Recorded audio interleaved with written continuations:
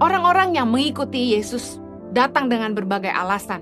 Saya sebut mereka followers with many reasons. Banyak mereka yang mengikuti Yesus dengan alasan dan motivasi yang berbeda. Sama seperti orang-orang Kristen, orang-orang percaya hari ini. Anda mungkin mengikut Kristus dengan motivasi tersendiri, dengan alasan yang berbeda. Tapi mari kita bahas firman Tuhan. Ada yang mengikuti Yesus untuk mencari celah, kesalahan, dan untuk menjatuhkan Yesus. Lukas 6 ayat yang ke-7. Ahli-ahli Taurat dan orang-orang Farisi mengamati Yesus kalau-kalau ia menyembuhkan orang pada hari Sabat, supaya mereka dapat alasan untuk mempersalahkan dia. Saya sebut ini kelompok Kristen haters. Satu kali ada orang komen di Instagram saya. Dia bilang gini, saya follow IG-nya bukan karena suka sama pengajarannya, tapi supaya saya bisa mengawasi pengajarannya. Jangan sampai salah, katanya gitu. Luar biasa. Banyak orang yang follow akun-akun Instagram ataupun YouTube ataupun Facebook hamba-hamba Tuhan bukan karena ingin mendengarkan khotbah pengajaran, tapi untuk mengawasi. Ada ahli-ahli Taurat dan orang-orang Farisi di zaman Yesus yang juga ikut Yesus.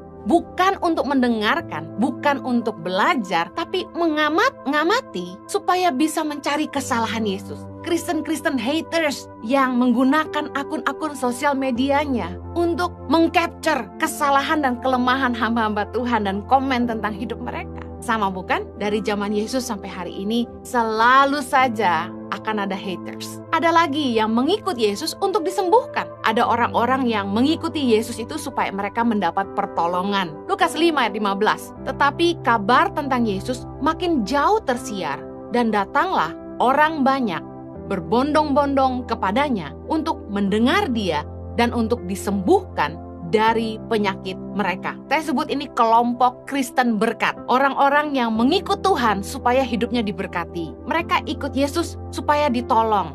Mereka punya sumber pertolongan. Tidak apa-apa, karena kita harus percaya bahwa Tuhan sanggup menolong kita. Dan memang Dia penolong kita yang setia. Lebih baik berharap pada Tuhan daripada kepada manusia. Ada kelompok wanita yang mengikuti Yesus untuk melayani dia. Dalam Markus 15 ayat 40-41 berkata gini, ada juga beberapa perempuan yang melihat dari jauh. Di antaranya Maria Magdalena, Maria ibu Yakobus muda, dan Yoses, serta Salome. Mereka semuanya telah mengikut Yesus dan melayaninya waktu ia di Galilea. Dan ada juga di situ banyak perempuan lain yang telah datang ke Yerusalem bersama-sama dengan Yesus. Saya bangga dengan para wanita dari sejak zaman Yesus. Mereka ambil bagian, porsi untuk melayani, mengikuti Yesus untuk melayani dia. Saya sebut ini kelompok Kristen pelayanan. Orang-orang yang rindu untuk punya bagian dalam pelayanan di rumah Tuhan. Melayani hamba-hamba Tuhan. Ada orang-orang luar biasa yang memang punya hati untuk melayani.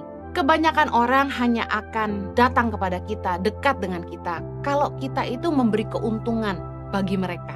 Orang-orang yang dekat dengan kita, para followers, ada di antara mereka yang kebanyakan hanya mau dekat dengan kita kalau kita memberi keuntungan buat mereka. Tapi saya percaya, follower yang sesungguhnya, pengikut Kristus yang sesungguhnya, adalah mereka yang tetap memegang iman mereka meskipun mereka melalui penderitaan, tekanan, dan cobaan dalam hidup ini. Banyak orang yang mungkin mengikut Kristus, mengaku dirinya Kristen, karena mereka tahu kalau mereka dekat dengan Tuhan, mereka akan diberkati. Tapi orang-orang yang sungguh-sungguh punya iman adalah orang-orang yang akan tetap mengikut Tuhan apapun yang terjadi dalam hidup mereka. Orang-orang yang akan tetap mengasihi Tuhan walaupun, meskipun mereka akan tetap setia sama Tuhan. Matius 16 ayat 24 berkata gini, lalu Yesus berkata kepada murid-muridnya, setiap orang yang mau mengikut aku, ia harus menyangkal dirinya, memikul salibnya, dan mengikut aku. Kebanyakan orang hanya ikut Tuhan untuk berkatnya, tapi tidak taatnya.